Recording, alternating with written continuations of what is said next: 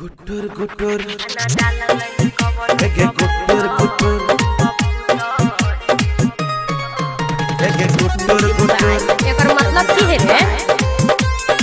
मतलब हम तोरा चाहे छ अपन दिल में चल जो जो तोरा सन छोड़ा के लिखते के लागे छो बिगड़ल चली ही तरगे कितना छो दिलावा के भीतर गे लागे छो बिगड़ल चली तरगे कितना छो दिलावा के भीतर गे छोड़ी लागे छी तू बड़ी चीटर दाना डालल कवन कबूतर छौरा छियै हम पवित्र दाना डालल कवन कबूतर छौरा छियै हम पवित्र की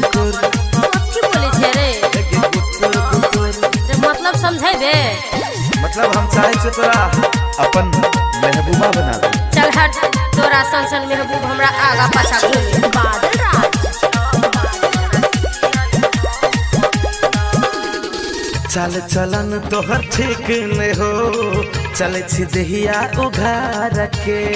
नया डिजाइन के पेन होई छी कपड़ा फैशन होई जलीदार के चल चलन तोहर ठीक ने हो चले छी देहिया उघार के नया डिजाइन के पेन होई छी कपड़ा फैशन होई जलीदार के कैसे बढ़लो जवानी के मीठर दाना डालल कवन कबूतर छौरा छियै हम पवित्र दाना डालल कवन कबूतर छौरा छियै हम पवित्र